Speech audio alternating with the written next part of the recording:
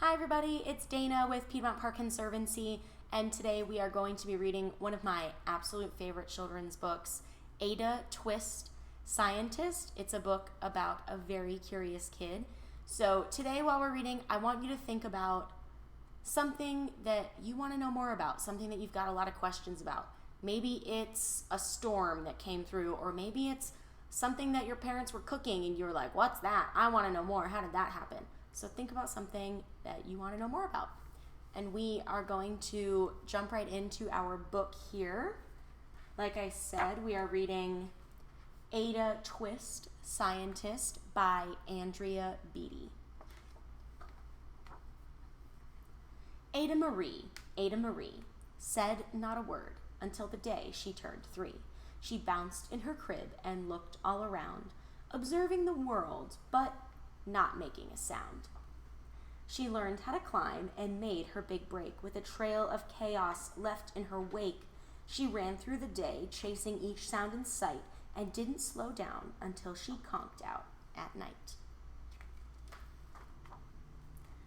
Her parents were frazzled, but tried not to freak, as Ada grew bigger and still did not speak. Clearly, young Ada, with lots in her head, would have something to say when it ought to be said. And that's just what happened when Ada turned 3. She tore through the house on a fact-finding spree and climbed up the clock just as high as she could. Her parents yelled, "Stop!" as all good parents would. Ada's chin quivered, but she did not cry. She took a deep breath and simply asked, "Why?" Why does it tick, and why does it talk, and why don't we call it a granddaughter clock? Why are there pointy things stuck to a rose, and why are there hairs up inside of your nose? She started with why, and then what, how, and when. By bedtime, she came back to why once again. She drifted to sleep as her dazed parents smiled at the curious thoughts of their curious child, who wanted to know what the world was about. They kissed her and whispered, "You'll figure it out."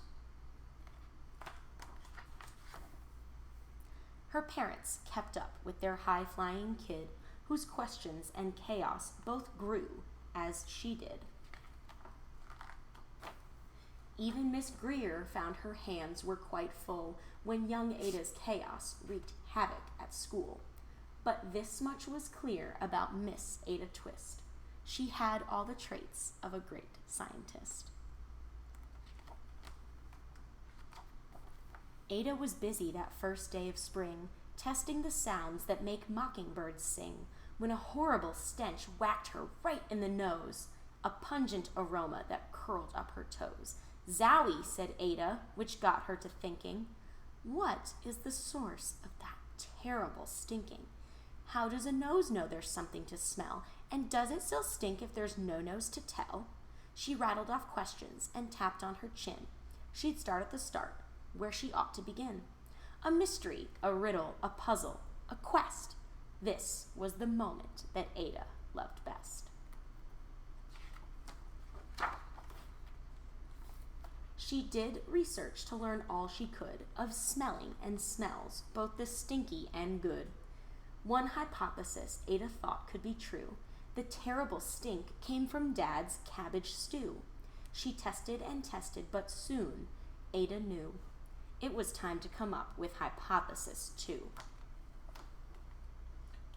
Then zowie, the stink struck again, just like that. Hypothesis 2, it's caused by the cat. The cat couldn't make such a stink on its own. It needed perfume and some fancy cologne. So young Ada tested. The test was a flop. She started again, but her parents yelled, "Stop!" Ada Marie, to the thinking chair now, by the time we count 3. "Enough," said her mother. "That's it," said her dad. Her parents were frustrated, frazzled, and mad. "Why?" Ada questioned. Her mother said, "No." "What?" Ada queried. Her father said, "Go. You've ruined our supper. You've made the cat stink. Enough with your questions. Now sit there and think." She looked at her parents. Her heart turned to goo. Poor Ada Twist didn't know what to do. She sat all alone by herself in the hall, and Ada once more could say nothing at all. And so Ada sat, and she sat, and she sat. And she thought about science and Stu and the cat, and how her experiments made such a big mess. Does it have to be so? Is that part of success? Are messes a problem? And while she was thinking, what was the source of that terrible stinking? Ada Marie did what scientists do. She asked a small question, and then she asked two. And each of those led her to 3 questions more, and some of those questions resulted in 4. As Ada got thinking, she really dug in.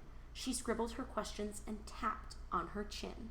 She started at why, and then what, how, and when. At the end of the hall, she reached why once again. Her parents calmed down and they came back to talk. They looked at the hallway and just had to gawk.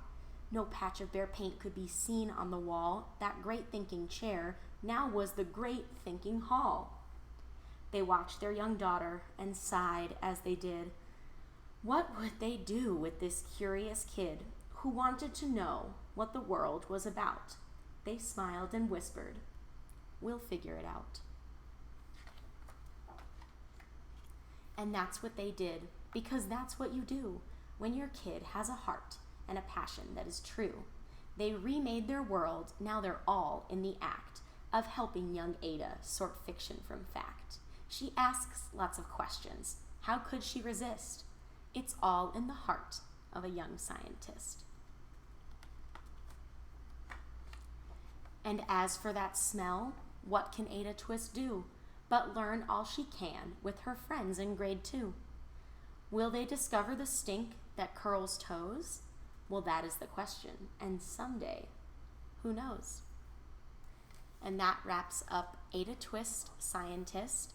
But like every story time that we do, we always have a takeaway. And today's takeaway is to keep asking questions. Be curious, just like Ada. Be inquisitive.